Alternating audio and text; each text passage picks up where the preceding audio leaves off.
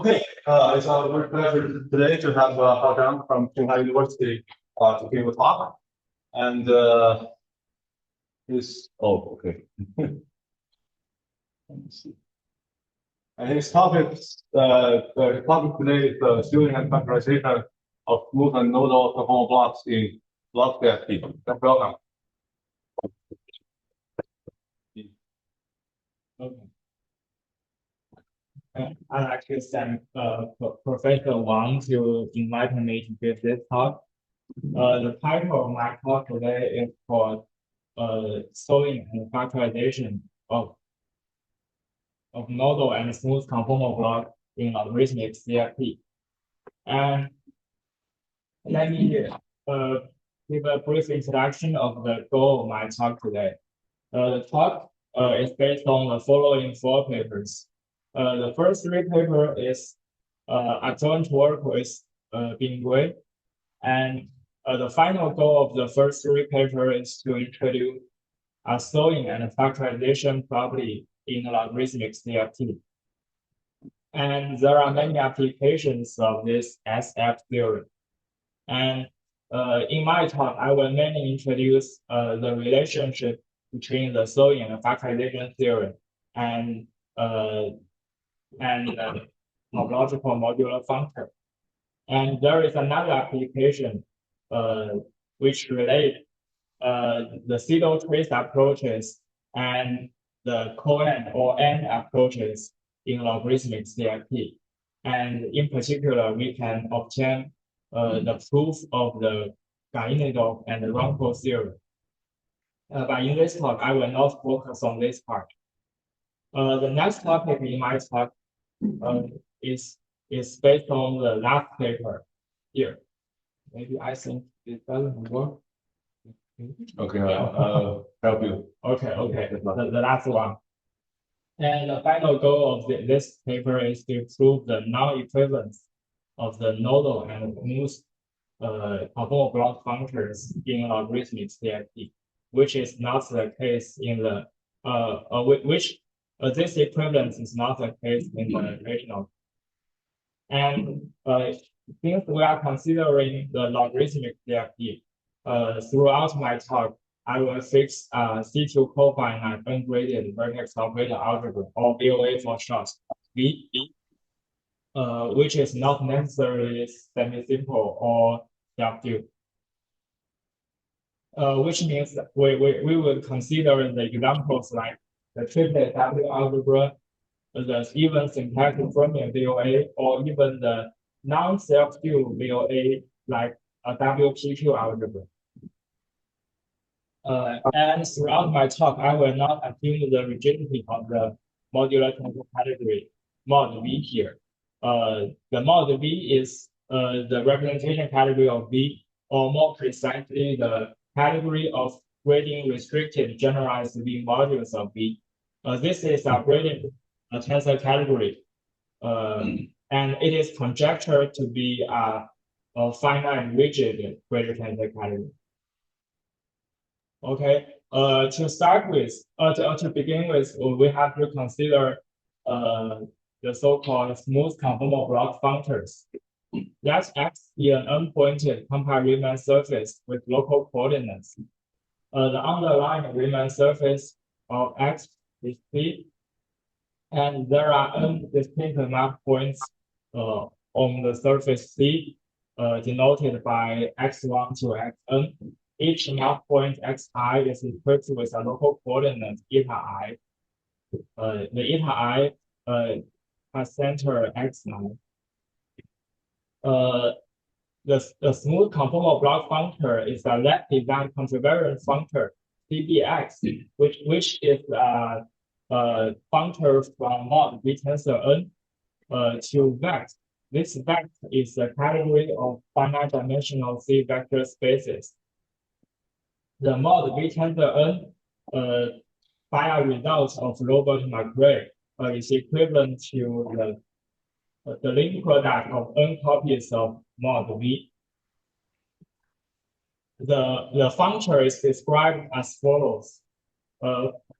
First, we choose a V tensor n module W, And we associate this W to the order mark points x1 to xn, which means we associate each v action yi of W to one of the mark points x1 to xn.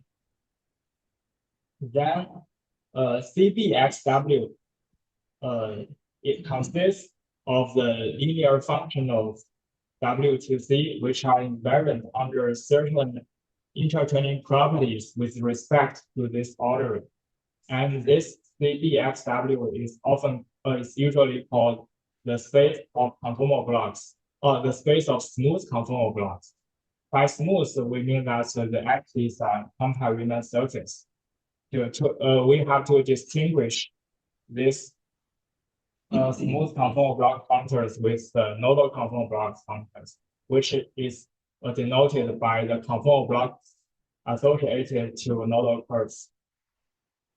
Okay, this is our setting, and we cannot describe the precise definition of the conformal blocks here, but you can imagine something like that. It is also very convenient to use the graphical calculus in the conformal block theory, which is really similar to the TQRT theory. The picture for CBXW is the following picture. You can see that you have a genus 2 5-pointed Riemann surface here, and you have a V-tensor phi module W. You associate the V-tensor phi module W to the mark points, and the picture on the left-hand side is denoted by the space of conformal block CBXW. And if you want to reverse the direction of the arrows, you have to replace the modules by its conjugate modules simultaneously, just as the picture on the right-hand side. Okay. 我们看不到那屏幕怎么样？ Okay. 还是没开共享，不好意思。OK，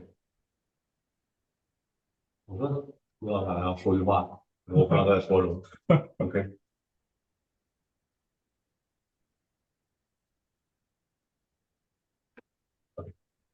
好。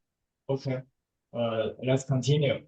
In practice, it is often convenient to divide our set of mark points into several subsets. For example, in this picture, we can divide our mark points into blue points and red points. In this picture, we have the genus 2 Riemann surface has 3 blue points and 2 red points. We can associate a V-tensor 3 module X and another V-tensor 2 module Y prime. Y prime means the conjugate module of Y to the blue points and the red points, just as the picture on the right-hand side. Just as what I said before, you can reverse the direction of the red arrow, and so we can identify the space of conformal blocks on the right-hand side with the space of conformal blocks on the to the left-hand side. More precisely, we can view any conformal blocks of this space here as a linear map here satisfying certain intertraining properties. I have to make some description of the Y overlap here. Y overlap is called the algebraic completion of Y, which is defined as the Y prime Q, the space here. More precisely, you can first consider the generalized eigenspace of Y. This is a generalized eigenspace decomposition of Y. Then the overlying Y is just we only need to replace the direct sum by the direct product.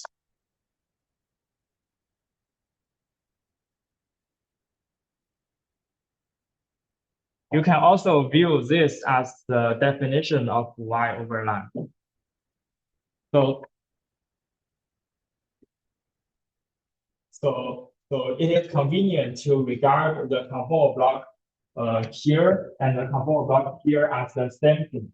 They are just the different expression of the same conformal block. So for you, a conformal block is a map from in a priori. Y prime to C. Sorry? A conformal block is a linear map. In a priori, it is a linear map like this, but it is equivalent to a linear map like this. Because we have to make some composition of the topological category, so it is convenient to consider the conformal block like this. But they are the same thing, just the different symbol for a same conformal block. Okay. We want to consider the higher genus conformal block. So it is necessary for us to consider sorting or composed conformal block. To describe in a precise way, let me pick up X, which is a V-tensor N module, a V-tensor K module Y, a V-tensor L module N, and consider the conformal block phi or n cosine here. Phi is the conformal block associated to the surface on the right hand side or on the left hand side. The cosine is the conformal block associated to the Riemann surface on the right hand side. In this picture, you may regard phi as a linear map from X to the algebraic completion of Y, and the conformal block psi as a linear map from Y to the algebraic completion of M. Then we can define the sorting or the composition of the phi and cosine as the following formulas. This corresponds to the geometry construction of the sorting Riemann surface. More precisely, you can consider the Riemann surface on the left-hand side and the Riemann surface on the right-hand side. And look at the red points of the Riemann surface.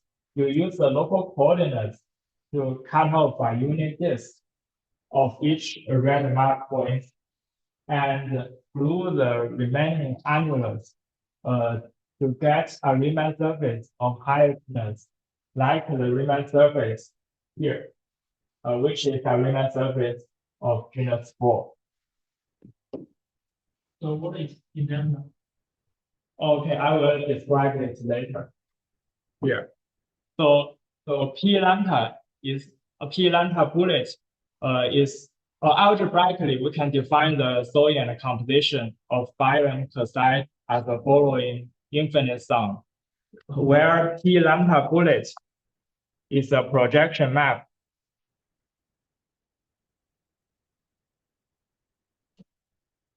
from the algebraic completion of Y to the generalized eigenspace of lambda bullet. This is a projection map. So you can see that each segment is a well-defined element in the algebraic completion of M. But it is an infinite sum, so it is not well-defined in a priori sense. So we have to prove some convergence property to to get a hierarchical conformal block. And this problem is solved in the second paper, in my second paper with Wei. And the result is that this infinite sum converge to a conformal block in the hierarchical conformal block space. So by proving the in order to prove the convergence property, we found a linear differential equation with simple poles for this infinite series. And this method corresponds to the convergence property proved by Yizhi Huang or Yongchang Zhu or Professor Gui. And in our case, we generalized the convergence method to our case. So this is one direction. We want to compose the conformal block or sole conformal block in order to get a hierarchical conformal block. So this is our main method in this slide or in this topic. Discrete sum or an integral? You mean this sum? This is a sum in the vector. So you there is a Q parameter here, and we omit this Q parameter by setting each Q is equal to each Q equal to 1, and with argument 0. We prove that this Q series is a convergent series, and in particular, this infinite series. So is it a discrete series or is it a continuous series? The lambda dot. It is a discrete series. It would be discrete. Yeah, it is a discrete series. And in fact, we omit some Q parameters here. In this slide, we got our Q parameter to be 1. The Q parameter is corresponds to the sewing parameter. Just like when we define the geometric sewing,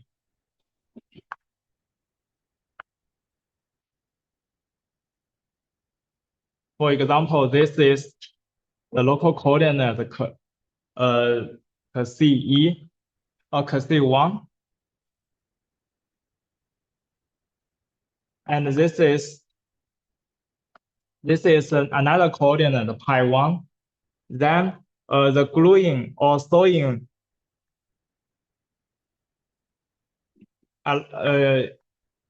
by constructing the geometry gluing or sewing, we have to use this relation. And in our case, we just choose the Q1 equal to 1 and with argument 1, and use this. I1, so you have inverse at some point. Not inverse. Well, why you can consider inverse?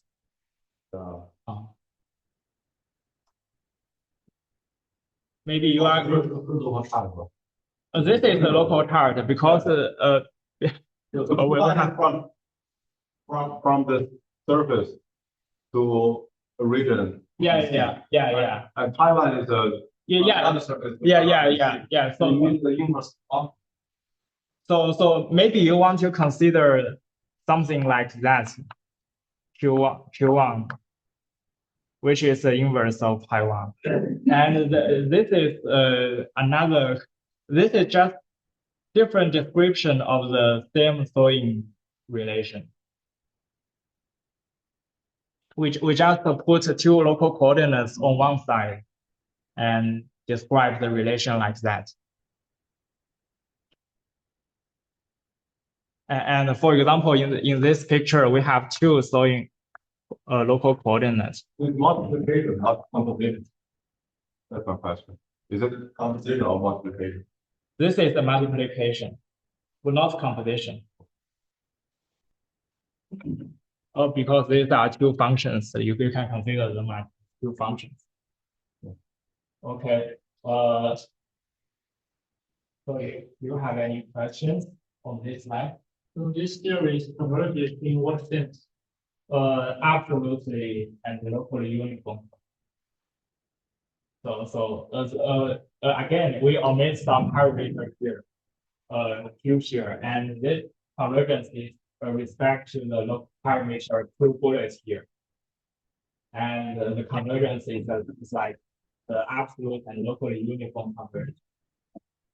So the conformal blocks are converted with punctures. Sorry? The conformal blocks that you define. Yeah. Let's say move the punctures. Move the. Is there anything for? Oh, okay.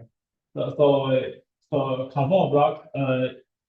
If you want to remove the, if you want to move the punctures, then the conformal block will vary. So in general, the conformal block will vary with respect to the moduli of the pointed Riemann surface. It depends polymorphically on the mark points. So the solving is also homework. Yeah. Prove that? It is proved. Because in this slide, we want to make this simple. We want to just consider it as a linear function. In fact, it can be considered as some sections of the conformal block bundle, and which is polymorphic as what you said. Okay, so we can continue to describe the one of our main theorem in this talk. And we call it the Soyan factorization theorem 8. The setting is similar to the previous slides. Since we have we can define Soyan conformal blocks, so we can get a linear map from the tensor product of conformal block space to the conformal block space of higher genus. So this linear map is denoted by Sy. As y varies, you can see that Sy is a dynamical transformation with respect to y. And our main theorem states that as y varies, the dynamical transformation Sy is in fact a coen. So we can write the following formula, which states that the coen of the tensor product of the conformal block space is equivalent to the conformal block space of higher genus. And this theorem has been proved in some special cases for lower genus. For example, in genus 0, this theorem amounts to say that we have the associativity property in the tensor category, which is due to Huang-Lepkowski jump. And in a more general setting, this theorem is given by a recent paper in Moriwaki. What's the meaning of more general setting? What is it? They consider some VOA which is more general than the C2-cofinite VOA. But they he focus on the genus 0 setting. Yeah. Okay. So this is one of our formulation of the Soyan factorization theorem. I have a naive question. Yeah. So go back to this lambda here. Yeah. There's like labeling there these long completion, right? Yeah. They are like the highest label whatever, but you said you're considering C2-cofinite, so that means that's like a finite. No. This is a direct sum, but this is an infinite direct sum. Oh. But each graded space is finite dimensional. Okay. And this is guaranteed by the condition for the grading restricted generalized V module. And this is not guaranteed by the C2-cofiniteness. And since all modules we are considering in this slide is grading restricted, so each space like this is finite dimension. Okay. C2-cofinite means there are finitely many symbols. This is one of the properties C2-cofinite. But he can guarantee much more. Okay. And one of the most important theorem that needs the C2-cofinite is this theorem. We need the C2-cofinite to derive the differential equation in a finite dimensional space. So this theorem heavily uses the condition C2-cofinite, this convergence theorem. Okay, this is our first version of slowing and factorization theorem. And this theorem is not very useful in some practical sense. So we have to give another formulation which involves the notion called the fusion product and the canonical conformal blocks. The notion fusion product is inherited from the Zhang fusion product in the tensor category. And our fusion product is just a generalization of their fusion product. Let me define the fusion product in this slide. In this page, we fix V tensor N module X and point the Riemann surface X here. And this X has N incoming points and K outgoing points. The N points are the blue points and the K points are the red points. We associate the V tensor N module X to the blue points of X and this conformal block space. This conformal block space will give lefty that linear functor from mod V tensor K to the vex, which is the category of finite dimensional C vector spaces. And since every lefty that linear functor from a finite C linear category to vex is representable, we have the following Y-natural isomorphism. Roughly speaking, we have a V tensor K module here, which represents the conformal block on the right-hand side. And this unique V tensor K module is called the fusion product and written as fusion X here. And this is our fusion product. And if you choose Y equal to fusion X in this isomorphism, then the home space on the left-hand side becomes an anamorphism space and fusion X. And the identity map in the anamorphism space corresponds to a conformal block on the right-hand side. And this conformal block is called the canonical conformal block. So to summarize, you only need to memorize that fusion product is just an object and is an object that represents the smooth conformal block functors. And the canonical conformal block is just corresponds to the identity map. Okay, this is our fusion product. Later on, I will give some examples of fusion products, but not now because I want to go directly to the next formulation of our slowing and factorization theorem. Recall that we have the canonical conformal block of this conformal block space. With the help of this canonical conformal block, we can give our second formulation of the slowing and factorization theorem, which involves the fusion products. This says that the linear map given by composing the canonical conformal block gives an isomorphism from the lower genus conformal block space to the higher genus conformal block space. And this isomorphism is called the slowing and factorization isomorphism, or FS or FF isomorphism for short.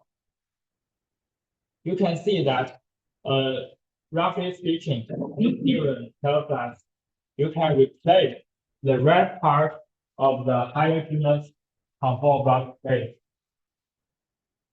with the fusion product associated to the red part. For example, in this part, this fusion product is just the fusion X here. You can see this picture. So this theorem gives us a practical approach to reduce the genus of a conformal block of higher genus conformal block space. So this is our formulation of the second Fourier factorization theorem.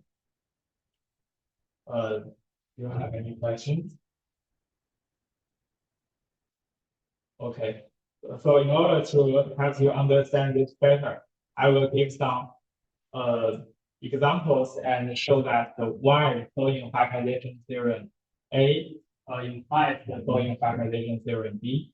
The proof is quite simple. You just write by the Fourier factorization theorem A, you can write the higher genus conformal block space as the coend of the tensor product of lower genus conformal block space.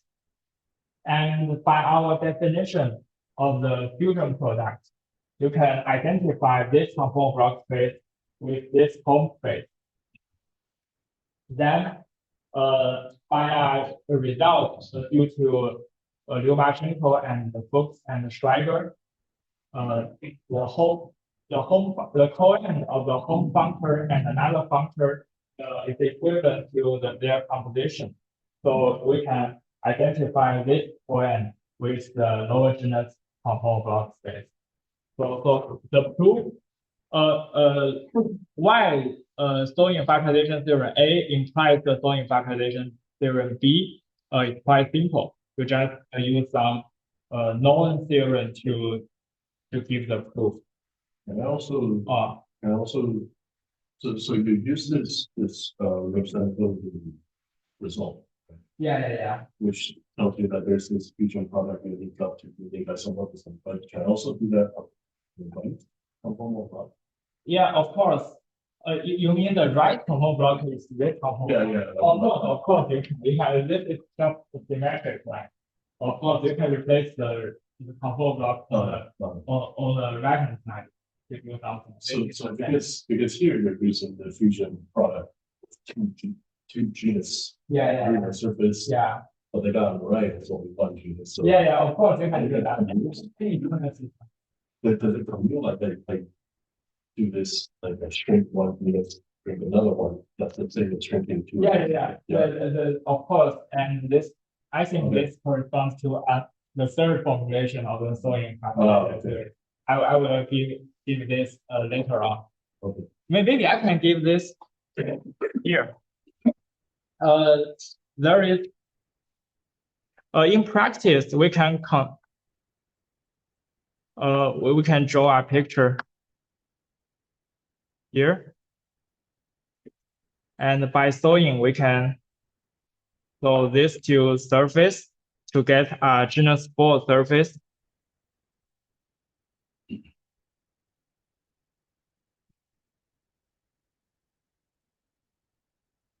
And there are many mark points. I forgot the mark points number. Oh, there are 3.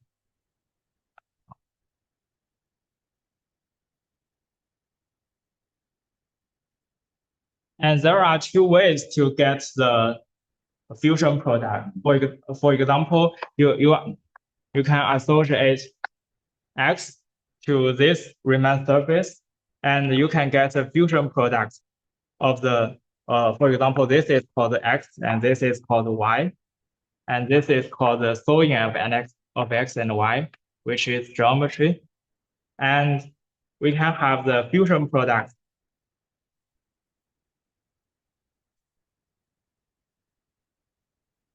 here, and there is another way to get a fusion product. There is a fusion product coming out of the outgoing point of X, which is here, and you associate this V tensor 2 module to these two mark points, and there is a V tensor 3 module coming out of the outgoing points here.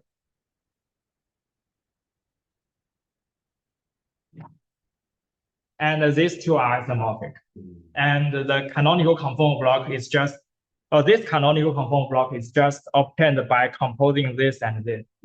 So this theorem is equivalent to the Sawin factorization theorem B. Oh, okay. Okay. Let me give you some examples of fusion product, because fusion product is quite abstract. So we want to make some precise formulation in the lower genus case. The first example is the Huang-Lepkowski-Zhang fusion product. In the VOA tensor category theorem, we can consider two V module and consider their fusion product defined by Huang-Lepkowski-Zhang. This fusion product will give rise to the tensor category theory of the VOA. And if you lift your Huang-Lepkowski-Zhang's fusion product to the link product through copies of mod V, then you will get this fusion product, and which is also denoted by the fusion HLV. And this fusion product is just corresponds to this picture. This picture is like the zero surface with two incoming points and one outgoing point. And for each V tensor 2 module associated to the incoming point, the module coming out of the outgoing point is just the fusion product we considered before, and this is exactly the fusion product of Huang-Lepkowski-Zhang. And if you reverse this picture and consider the picture consider genus 0 picture with 1 or 0 incoming points and 2 outgoing points.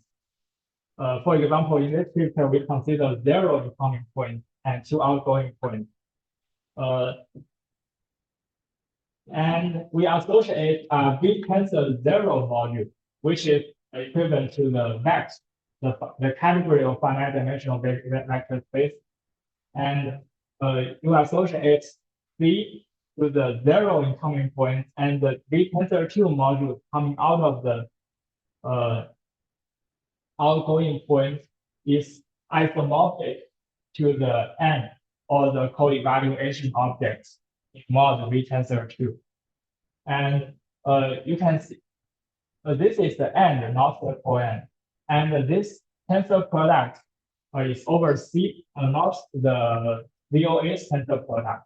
So in a priori, this X tensor X prime is a V tensor 2 module, not just a V module.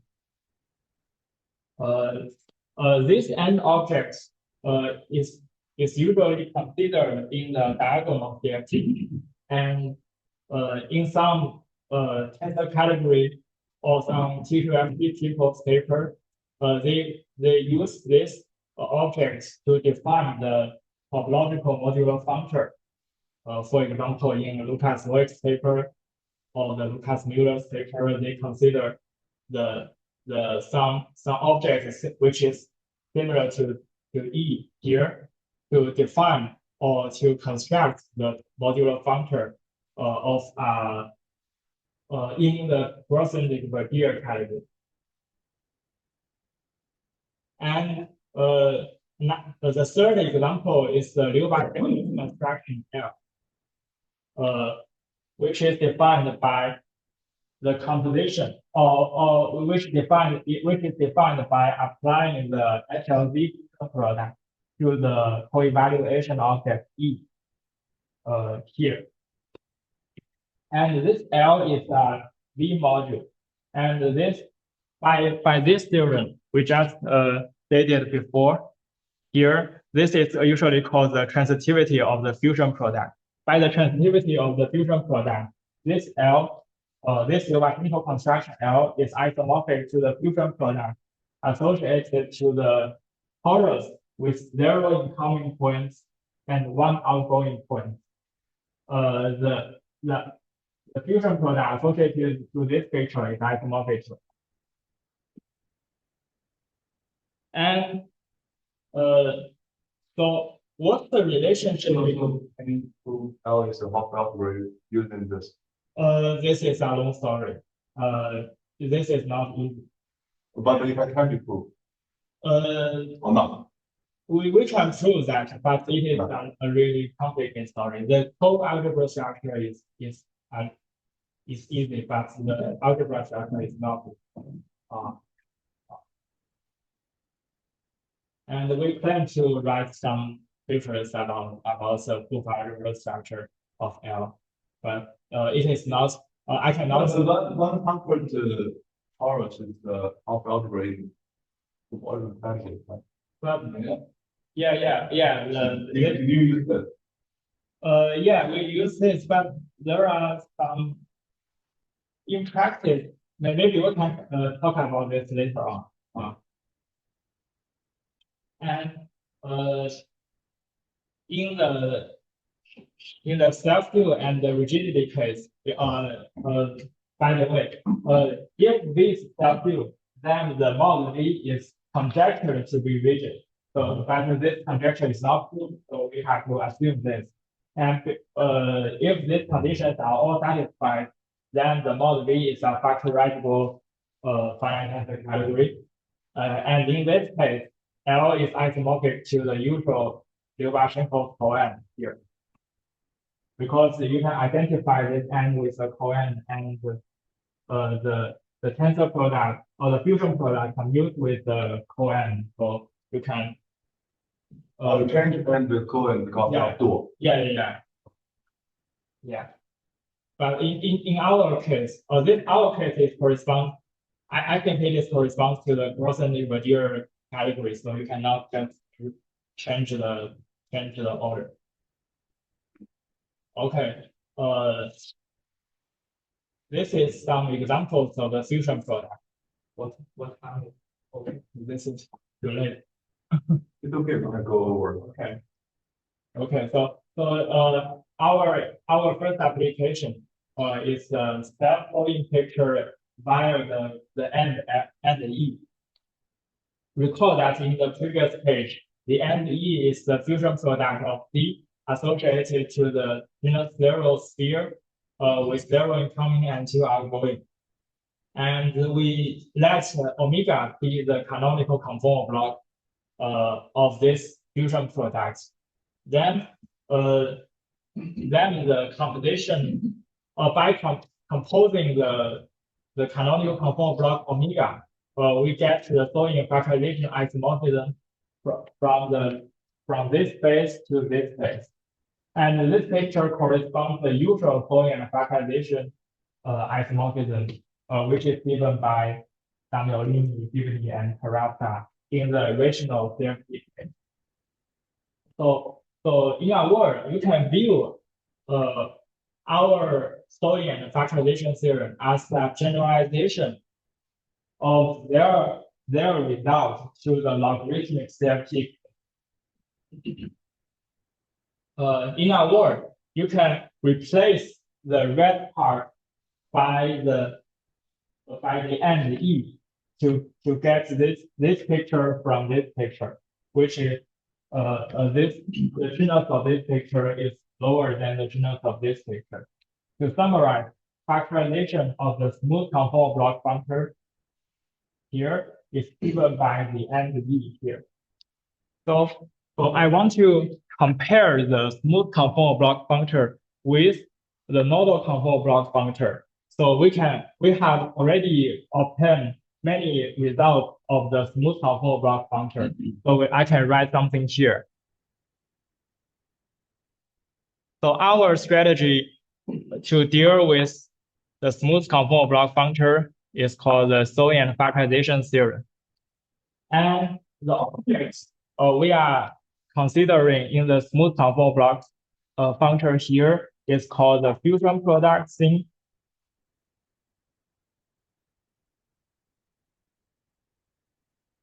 or the and E.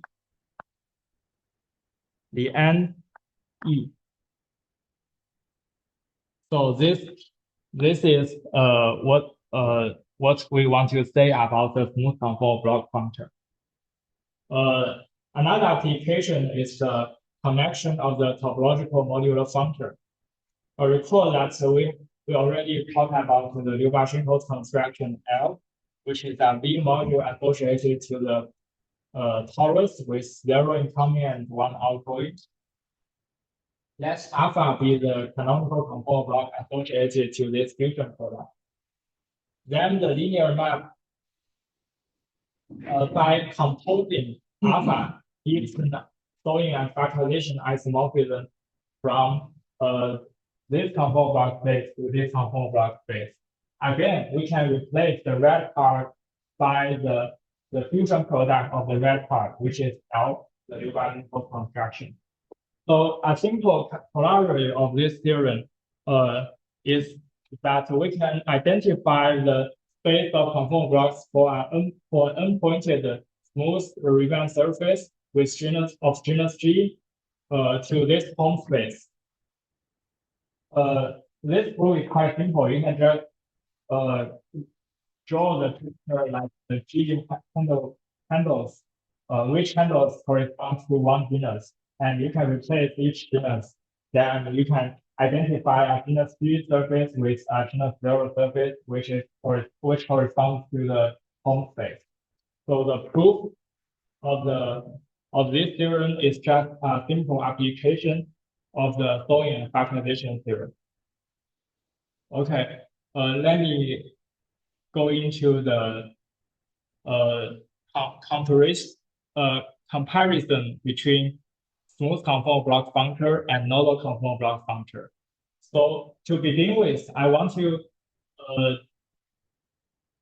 go over some history about the factorization of conformal blocks in the rational CFT case.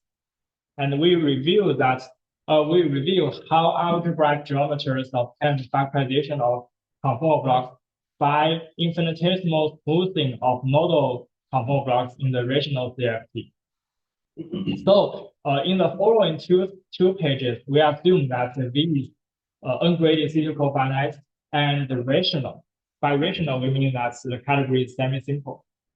In the following 2 pages, the history is like that. For in the Virasoro algebra or Virasoro VOA case, in the Virasoro VOA and higher genus case, the factorization is obtained by BIMSA-Tsinghua and Mazur in the 90s. For the affine algebra higher genus case, the factorization is obtained by Tsuchiya, Yamada, Backlog Kirov, and Wu Yanga. And for the general VOA in the genus 0 case, the factorization is obtained by Nakatomo and Tsuchiya. For the most general case, for the general VOA and higher genus, this result is obtained by Damiolini, Gibney, and Terrasca in 2019. And in my slide, I want to use the setting of Damiolini, Gibney, and Terrasca to give an introduction of how algebraic geometers obtain the factorization. They just do the following procedure. First, they generalize the definition of conformal block to the nodal curves. You can see that we only define the nodal the conformal block on the smooth curve. They say that we can generalize the definition of conformal block to the nodal curves. Then they observe that it is easy to prove a factorization of nodal conformal blocks. And the factorization of nodal conformal blocks is given by irreducible modules. Their results is just this picture. This is a nodal curve. And the higher genus nodal curve picture, the higher genus nodal curve conformal block is isomorphic to the direct sum over irreducible modules of the lower genus smooth conformal block. And they consider the infinitesimal smoothing of this isomorphism.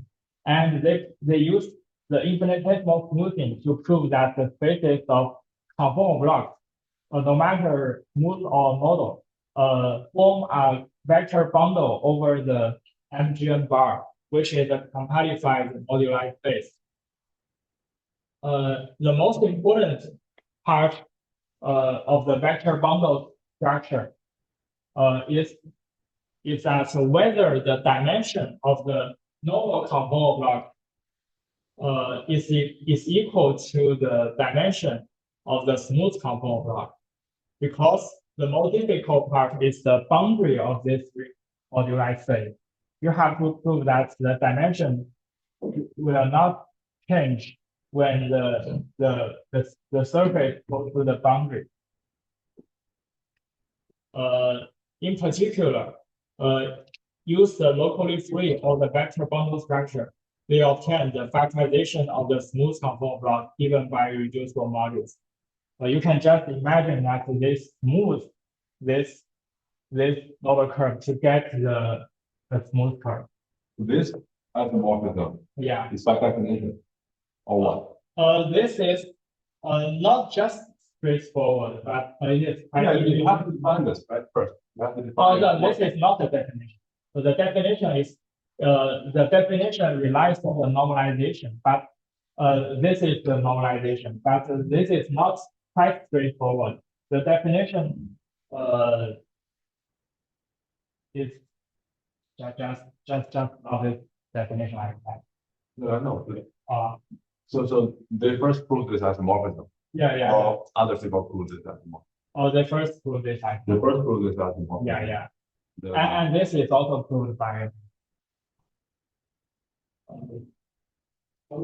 I have a question regarding like the compactified moduli that you have there. Like you did mention that like on the boundary, like you have to ensure some regularity because you're thinking of the CPU, like it's frictions in the vector bundle or light bundle, I guess. So the proof is a vector bundle. Yeah, they prove that this is a vector bundle. So you have one that way, you have a vector space. You have to prove that it's a vector bundle.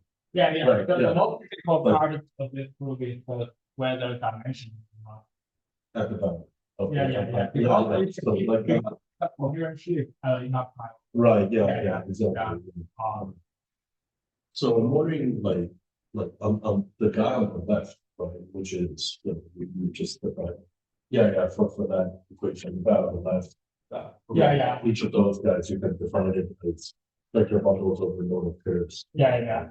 And on the right, I'm wondering like maybe you should throw away certain badly behaved conformal blocks or something like that to get that result or something like that. I'm wondering how you actually prove the you mean how to prove this? yeah, how to prove that you yeah, they prove I think they use the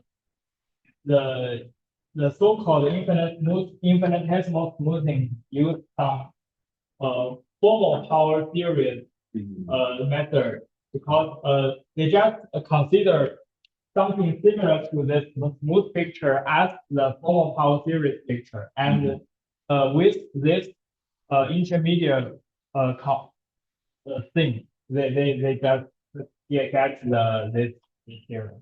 This is a little complicated. Their proof relies on they call it the sewing theorem, but the sewing is not quite related to the sewing we are talking about. So it is hard to discuss the proof in my talk. And the so-called sewing is just some kind of formal power series approach to the smooth picture. or So I think they're explaining according to the singularity. Right? Yeah. You have one singularity, two singularities, stuff like that. and also like the connection width of the throat. I mean that's parameter for Q.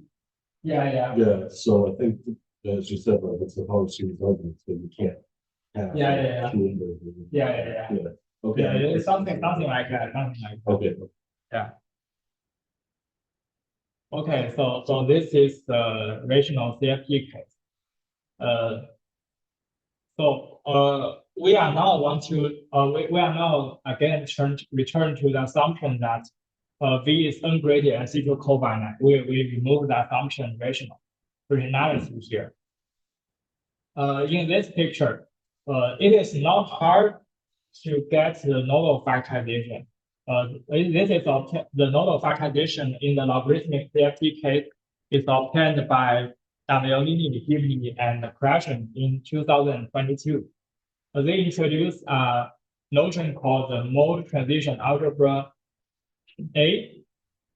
This is a priori an object in mod V tensor 2, and this is defined by two-sided induction of the true algebra.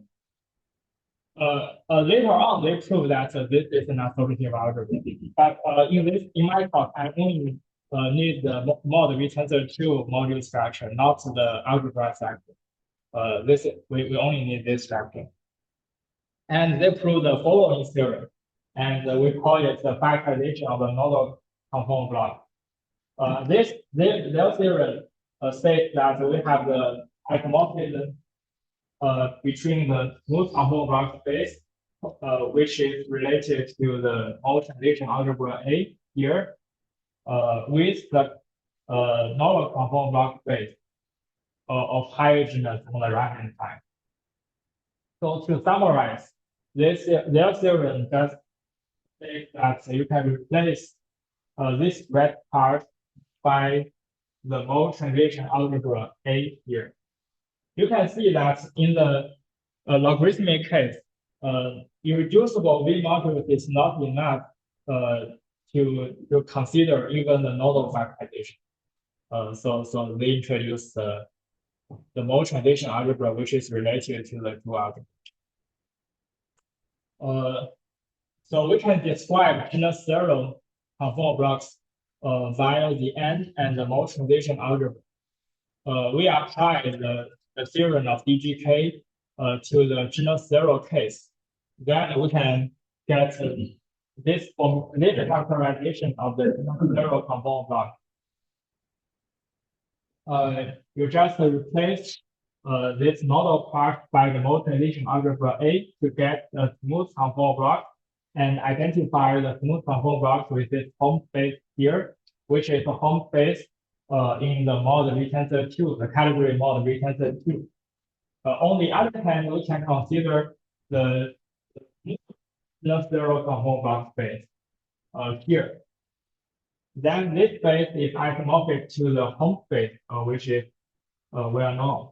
And by results of Fuchs, Froman, and Schreiber, this home space is isomorphic to the home space involving the E. You can see that these two spaces are really similar. If you can prove that the A is isomorphic to E, then this two space, of course, has the same dimension as you wish. But unfortunately, this is not always the case. So in the rest of my talk, I assume an additional assumption. Let V be a C2-cofinite ungraded VOA, which admits a module that is not generated by its lowest weight subspace. Many VOA satisfy this assumption. For example, the triplet algebra and the symplectic Fermion VOA. In this assumption, we prove that there is two V modules X and Y in the mod V, such that the smooth conformal block space and the nodal conformal block space have non-equal dimensions. By propagation of conformal block, we can add extra points with vacant input to the space without changing the dimension. Then, so we can conclude that the spaces of conformal block associated to X, Y, V do not form a vector bundle on the M0 N bar for N greater or equal than 4. So the conformal block structure is no longer valid in the logarithmic case, or in the genus zero logarithmic case. Because the definition of this modular is some kind of stable curves. You need the n greater or equal than 4 to get an existence of for example in n equal to 2, this space has no stable curve. And for n equal to 3, this space has only one point. So we need at least 2 stable curves. So we need n greater or equal than 4. We can make the choice of x and y in a more precise way.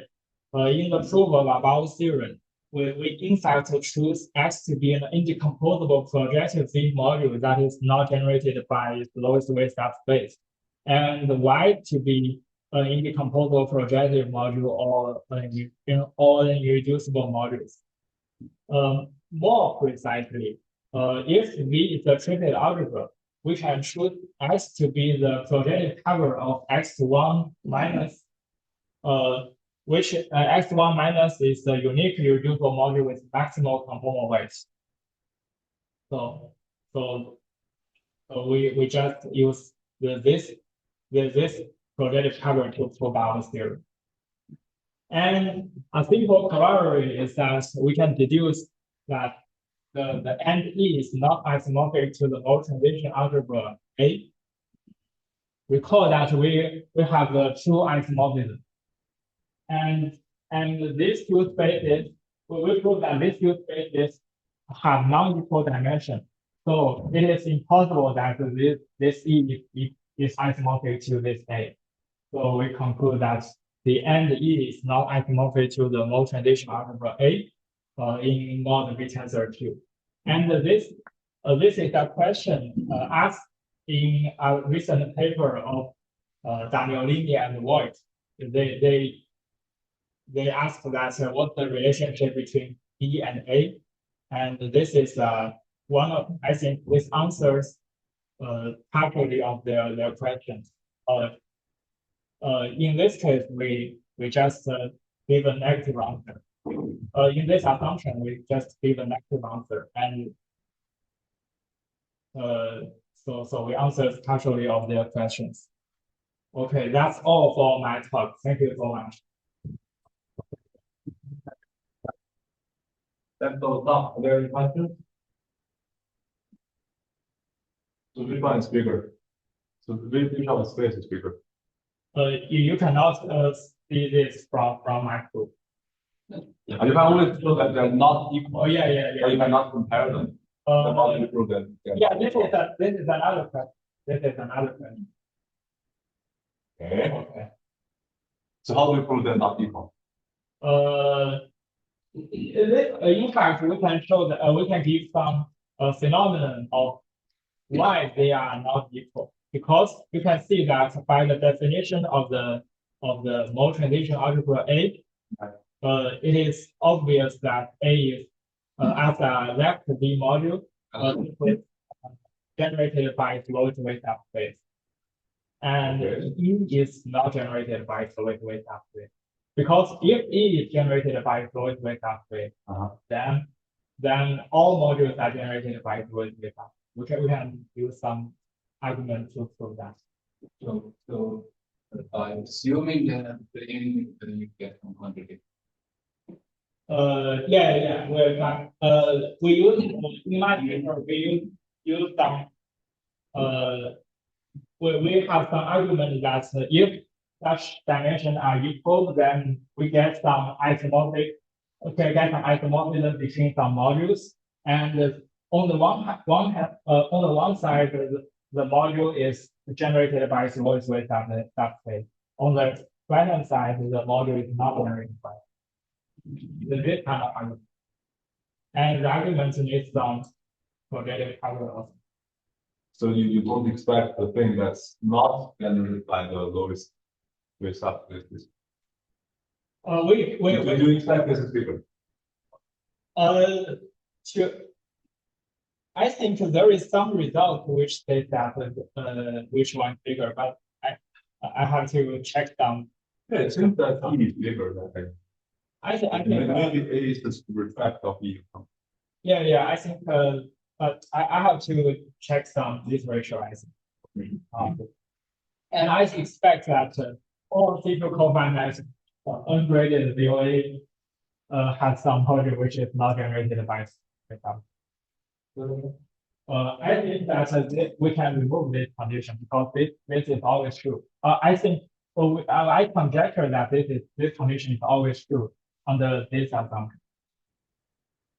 Oh, we Rational. What about rational? not rational. Yes, you have to say that if V is not rational. Yeah. If V is rational, Yeah. right? Yeah. So if you prove that Yes. if V is not rational and C2-cofinite and ungraded, so you want to say that it's not. It's just model. Yeah. Rational VOA, of course, the condition is not. You can prove that. Okay. So is it easy to say what is on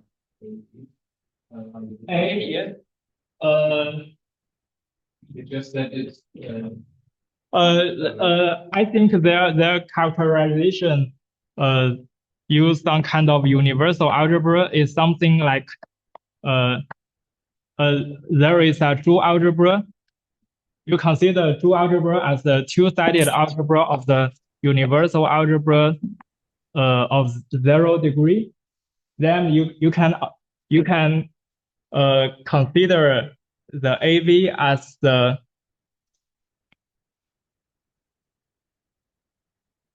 maybe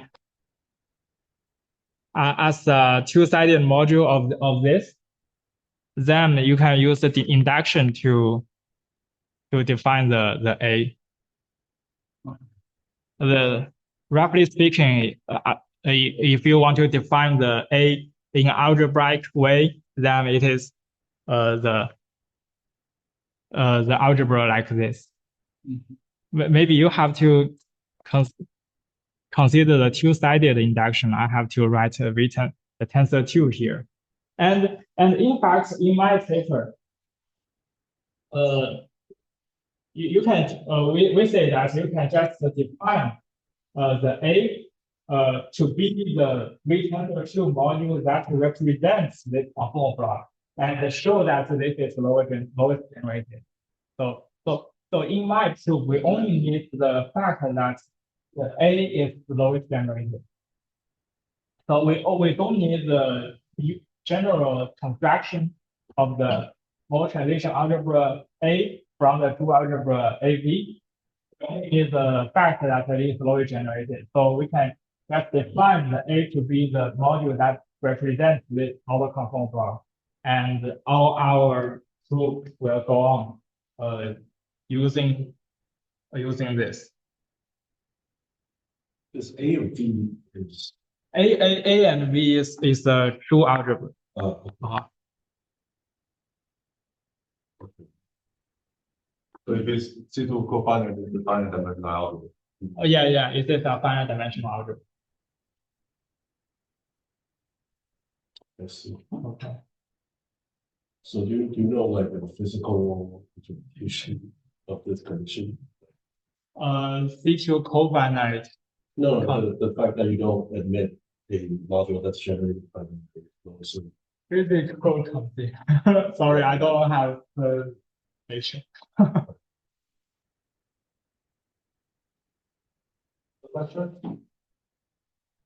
Okay, so that's time again.